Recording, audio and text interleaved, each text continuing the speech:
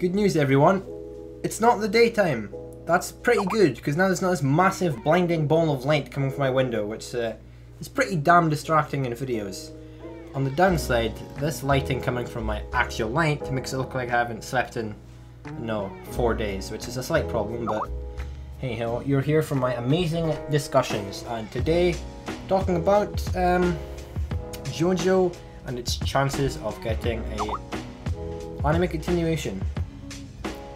One of the biggest problems with any series really is a lot of them don't get a continuation from like a season 3 or whatever. Like Spice and Wolf didn't get season 3, Black Lagoon didn't get a season 3 either, well, even though that's mostly because there's not any content we can adapt. It's a little kick in the teeth. So whenever there is a show that's on and airing, manga adaptation normally, there's always people wondering, can we expect the rest of it to get adapted? And that's been the case with JoJo and many others. But JoJo is what I'm talking about in this episode, or this video. It's been the case with JoJo for a long ass time. For part 1 and 2, JoJo was a massive success. It sold something like 25,000 Blu-rays for its first volume, which is insane for Blu-rays in Japan. It might not seem like a lot, and it isn't compared to our standards here in like the UK or the West, I should say, but they're very, very, very expensive in Japan to buy these Blu-rays because they're aimed at a very small audience of die-hard fans that'll spend any amount of money to get these Blu-rays. So in reality, it's a quite scary business because at any time this business could just go to shit, and these people could stop buying because there's not a lot of them anyway.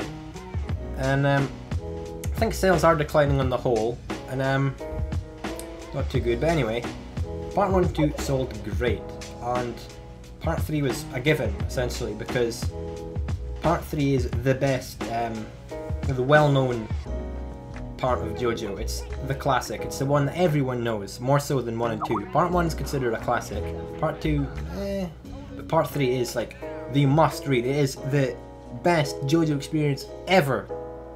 According to Japan, Japan's got different tastes from the West, but yeah, they really like it. So part 1 and 2 sold great, which is reason enough to adapt more content, and part 3 is, really, really highly regarded in Japan, so there's even more reason for them to adapt it. So hey, it got adapted, and it sold less, which shouldn't really surprise anyone that as a series goes on, it sells less and less and less and less. It sold about 10k, which is still amazing. I mean, we're not amazing. Well, yeah, it's really, really, really good for Blu-ray. So, there was still a reason for them to animate part 4. It wasn't as certain if they would or not, because you would think they'd see like, okay, we sold 25k, then we've sold 10k. If we do a part 4, how much can we expect to sell? Part 4 is not that well. It's not as well as received in Japan as part 3 is. So you could have thought, well, part 4, not as well liked in Japan, the sales have been going down, and they could have easily not done it. But they did adapt it, and thank God, because the anime is amazing. So part 4 has got its anime, 39 episodes every week, 39 episodes no breaks, which is, God tier, as long as they can keep up the animation quality, and I feel like they can. And part of that might be because of part 4's simplified animation style. But yeah, all's good in the world. And how is it selling? Good. To my knowledge, it sells something 8-point-something-k, which is down. Not as much as the jump from season 1 to season 2, but it's selling good. It's selling more than good. It is either the best selling Blu-ray at the moment, or the second best selling from like the first week of like all the new anime season volumes coming out. I think it's either at the top selling or second best selling, just under ReZero. Either way, it's doing 10 out of 10 basically. So I do a lot of hand gestures. I don't know why, I'm not good at it, but I feel like it's something that I should do, and I should probably learn to do it in a way that doesn't look really forced, but hey ho. So yeah, it's selling really well. And that brings up the question, can we expect part 5? I'm saying absolutely. I don't see a reason why we shouldn't expect it, because 2 seconds, I've got some messages, I've got Skype open so I might be able to hear noises from that. Part 5 is considered one of the best parts in Japan, once again. It's very, very similar to part 3, as I did a video on, called part 3 versus part 5. Is part 5 as bad as people say, or something like that. But yeah, they're very, very similar parts, and they're quite simple, and I guess Japan likes that kind of stuff. You know, it's basically just a bunch of dudes. It's the end goal, and its end boss is way, way far away, sending these legion of goons to attack the, you know, the main cast. And the cast is going to travel place to place to place to place till they get to the final boss, kick his ass. Very simple stuff. Japan like it. I like part 5 a hell of a lot, and I can definitely see them animating it. I mean, even if they're making less of a profit from part 4, it's still a profit for the company. It's a really good profit. It's one of the best selling shows. Some shows would die to get the sale numbers that JoJo's getting. Part 5, as I said, really well received in Japan. Same time, part 3 was well received. Didn't sell better than season 1. So you could argue that the fact that part 5 is more well received and probably sold more, maybe, might not mean that it'll sell more than part 4, but it could, because JoJo, as the way JoJo's structured, it's one of the wonderful things about JoJo is there's a lot of points you could really jump on. It wouldn't necessarily be great, but someone with no knowledge of JoJo could jump into part 5, they could jump into part 2, could jump into part 3, jump into part 7, without jumping on points for the series, so they could easily jump on any of these points, and maybe a lot of the Japanese audience did jump on at part 5, I don't know. But after that, that's when things get problematic. I don't know if we'll do a part 6. I feel like it's still likely, less likely, but I think it still might. Part 6 was not well received in Japan. Not as well received, I should say, because for some reason I don't think they liked having an all-female cast. Not all female, but majority female cast. The ending screwed with people quite a lot. I'm not going to explain it, but I think that ending turned a lot of people off. But I can see them adapting part 6, then when they get to part 7, I'm really not seeing it. The reason is JoJo is structured in such a way that there are while there are going to be 9 parts most likely overall, there are kind of also 3 main parts. Part 1 to 3 is Dio, really. You know, Dio while he's alive and all the shit he does, because Dio in part 1, admittedly not in part 2, but he is in part 3. For the most part, he's in part 1 and for the majority of part 1 and 3, you know, Dio's there. Then we get to part 4, 5, and 6, which is the second part, which is Dio's legacy, where we see what Dio's done to the world, essentially. So we see like the bow and arrow and how that's affected the world.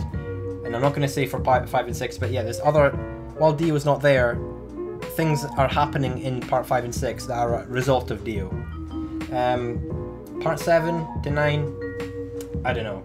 Part 8's not done, so we can't see if there's any correlation between part 7, and we might not be able to see a correlation between the 3 until part 9's out. I'm pretty certain it will come out. Maybe it won't, maybe Araki will say, screw this thing I've set up, but I think it will. Part 3 would have been a point, if they wanted to end it, they could have ended it at part 3, because part 3 is kind of, it's closure. There's not any gaping like plot holes or anything lying in. It's a really good end to the series, because with part 2, you know, Kars is he's a pretty good villain, but he's kind of a guy that just came out of nowhere for that part. Dio, I mean, he's been there since part 1. You know, Dio is a long-running villain of the series, so for him to come back in part 3, and if he was going to die there, you could see that as like the ultimate villain JoJo's had. He is the most well-known villain in JoJo. So if Araki wanted to, he could have ended it at part 3. Or well, he could have ended it at part 3, actually. It's not the point I was meaning to make, I don't know why I brought up Araki, but David Productions could have ended it at part 3, and it would have been fine. Because ultimately, part 4 doesn't really connect to part 3 or anything. You could have ended it at part 3 and it would have been perfect. Similarly, you could end the series at part 6 and it would be fine.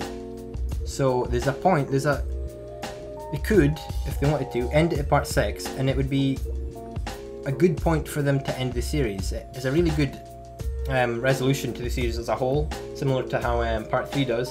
Maybe even more so, because I'm not sure if Araki even intended for JoJo to continue after part 6. Because I believe that part 7 wasn't originally part of JoJo's Bizarre Adventure. And for that reason I don't think a lot of people know about it, or it's not as well known as Japan, because some people missed it because it didn't get announced as a JoJo part until pretty decently into it. So yeah, part 5 wouldn't be as good a point to end off as part 6. Part 6 is a really good point for them to just end the JoJo series there and then. I think they will, because I feel like it will get to that point where JoJo will just go and stop making a profit for the company.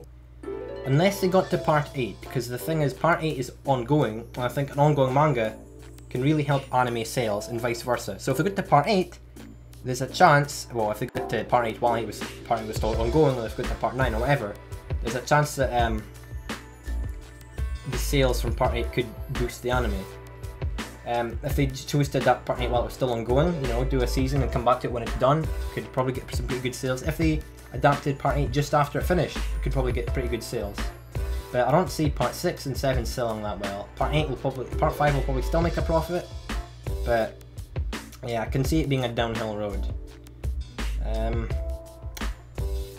It sucks, but you know, that's the way it is.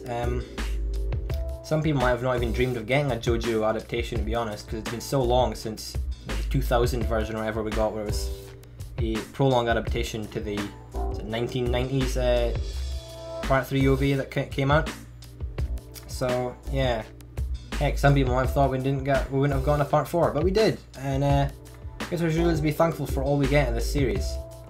That's that, I guess. This kind of went on to a bit of a ramble, really. I didn't write anything down for this, didn't organise my thoughts at all, but hey, I said what I wanted to say, and that's that really, so see you later.